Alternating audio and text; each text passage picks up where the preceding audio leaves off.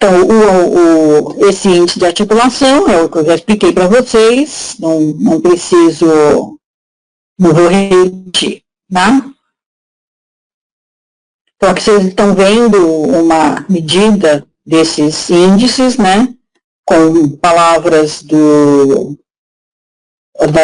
Universidade do Northwestern, as palavras do Instituto de Engenharia Elétrica, com sentenças e com espondaicos e com dígitos. Vocês estão vendo que à medida que você vai diminuindo as pistas, né, de palavras, você vai ficando com mais dificuldade, tá? Então, aqui foi calculado o índice de inteligibilidade, o SI, de fala para dígitos, para sentenças ou espondaicos, para essas palavras que são dessas sentenças que estão.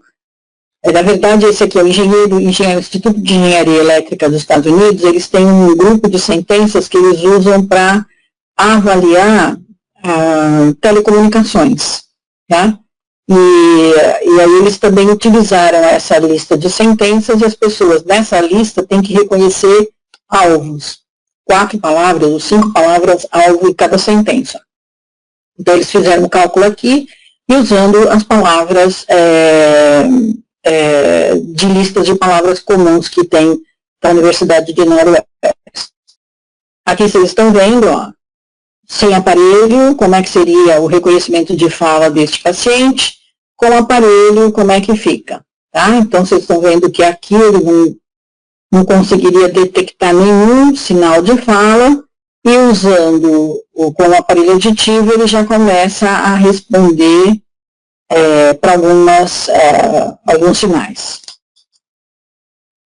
Bom, então é uma das explicações que a gente tem, dos caminhos que a gente tem, né, das possibilidades que estão sendo usadas na clínica audiológica, exatamente na área de aparelho auditivo. Isso é interessante, por exemplo, aquele SI, para trabalhar com o pessoal que está fazendo implante, para criança, né, depois em terapia, que você pode ir observando as diferenças, à medida que ela vai sendo treinada para aprender a escutar, né, aprender a ouvir, com os diferentes ajustes de aparelho auditivo.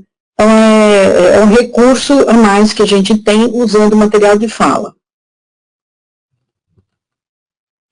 Então, o que a gente faz dessa avaliação audiológica básica da logoaudiometria, né? Ela permite a avaliação das relações entre sensibilidade auditiva para tons puros e para fala. Ela permite validar os limiares tonais e ela proporciona um nível de intensidade de referência para aplicar os testes de reconhecimento de fala supraliminares. Então, se eu vou trabalhar com algum outro material, como por exemplo os testes de processamento, ou vou usar os testes que avaliam a influência da intensidade sobre o reconhecimento da fala. Então, ele dá, para mim, uma ideia de como é que esse paciente está se comportando. Um dos primeiros testes que a gente faz, existem 2 versões, na verdade. Uma se chama nível de alerta da fala, que é o NAF. É um teste muito interessante para ser usado em crianças e em pacientes que têm distúrbio de atenção ou que estão num processo, vamos chamar degenerativo, talvez. Eu não tive experiência com adultos tão graves, mas com criança eu tive muito. Ele representa a menor intensidade numa técnica ascendente, na qual uma pessoa tem uma resposta de alerta para a presença do estímulo de fala. É bonito de ver, eu adorava fazer, né? Você começa assim, pá, do 0, por exemplo, né? Ou em campo, ou até com fones, dependendo da idade da criança. Hoje, com os fones de inserção, facilita mais ainda. As crianças aceitam melhor. Pá, e vai aumentando devagarinho, de 5 em 5, devagarinho, e fica observando o rosto da criança.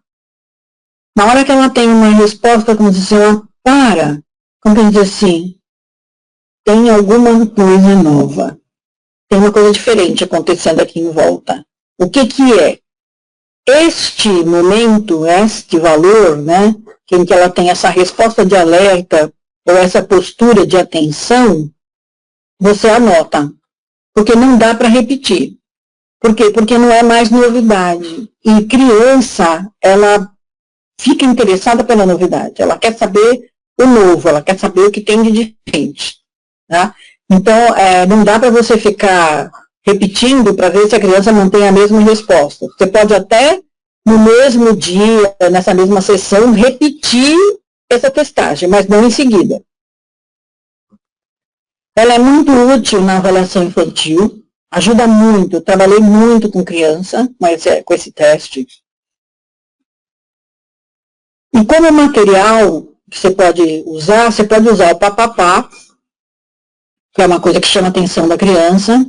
Você pode usar onomatopeias, né? Miau, miau, quá, quá, quá, pi, pi, piu. E aí, para ver o que chama a atenção da criança, ou os sons do Ling. Eu não sei se vocês conhecem os sons do Ling, que são 6 sons, a gente, na verdade, aqui eu uso 5, A, I, U, X, que são apresentados modulados, assim, A, I, I, U, e tem o M. Eu prefiro usar esses 5, para mim é mais fácil, e eu já estou habituada, né, então eu acabo usando os 5, tá? E é interessantíssimo porque você pode, com o som do Ling, fazer também um mapeamento das frequências que a criança está escutando. Então, se você consegue repetir a resposta de alerta usando 5 sons do Ling, quer dizer, pesquisando resposta de alerta para cada um dos sons do Ling, você consegue quase que fazer um audiograma da criança. Tá? É muito bom, é muito interessante.